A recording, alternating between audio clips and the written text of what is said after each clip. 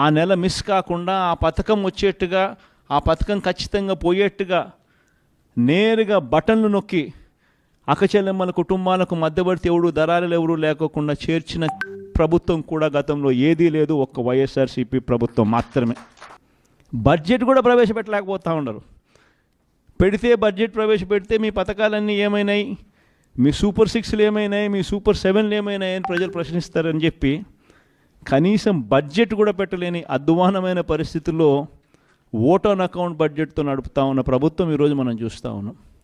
నువ్వు మళ్ళీ అబద్ధం ఆడుంటే బాగుండేది జగన్, ఒకసారి నువ్వు కూడా మళ్ళీ అబద్ధాలు ఆడితే బాగుండేమో అని చెప్పి మళ్ళీ ఒకసారి నన్ను ఎవరైనా అడిగితే, లేదు ప్రతిపక్షంలో కూర్చునేదానికైనా నేను వెనకాడను, కానీ అబద్ధం మాత్రం ఆడలేను అనే మాట నా నోట్లో నుంచి వస్తుంది. ఎందుకు చెప్తా ఉన్నానో తెలుసా ఈ మాట? బహుశా చాలామందికి నేను ఈ మాట అన్నప్పుడు బహుశా నచ్చకపోవచ్చు, కానీ ఎందుకు నేను ఆ మాట చెప్తా ఉన్నాను అంటే, విలువలు విశ్వసనీయత అన్న పదానికి అర్థం అనేది ఉండాలి.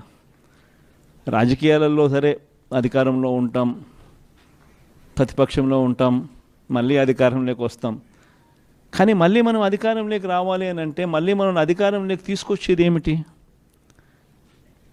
మన విశ్వసనీయత, మన క్రెడిబిలిటీ, మన విలువలు, మన విశ్వసనీయతనే మనం మళ్ళీ అక్కడికి తీసుకొస్తాయి. మనం చేసిన ప్రతి పని కుటుంబానికి మంచి జరిగిచ్చే కార్యక్రమాలు మనం చేస్తా పోతే అబద్ధాలకు రెక్కలు కట్టిన వాళ్ళు ఏమన్నారు? ఇంటింటికి పోయి వాళ్ళు చేసిన ప్రచారాలు ఏమైనాయి? ఇంట్లో ఎవరు కనపడినా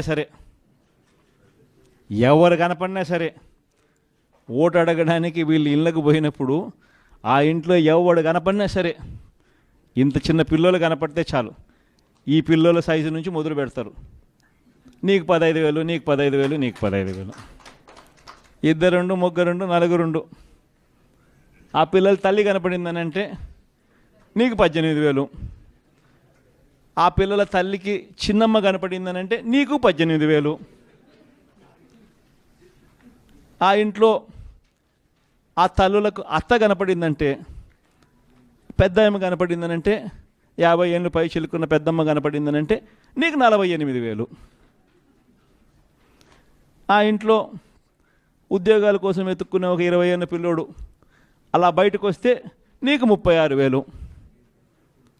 ఆ ఇంట్లో నుంచి కండువా వేసుకొని రైతు బయటకు వస్తే, రైతన్న బయటకు వస్తే కండువా కనిపించిందంటే చాలు నీకు 20,000.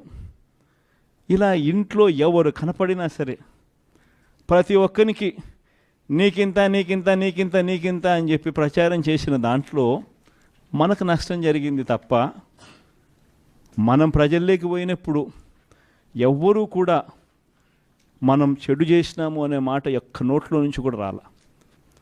ఈరోజు ఏ తెలుగుదేశం పార్టీ కార్యకర్త కానీ, ఈరోజు ఏ తెలుగుదేశం పార్టీ నాయకుడు కానీ ఎవరు కూడా ప్రజల్లోకి పోయే పరిస్థితి లేదు, ప్రజల ఇళ్ళకు పోయే పరిస్థితి లేదు.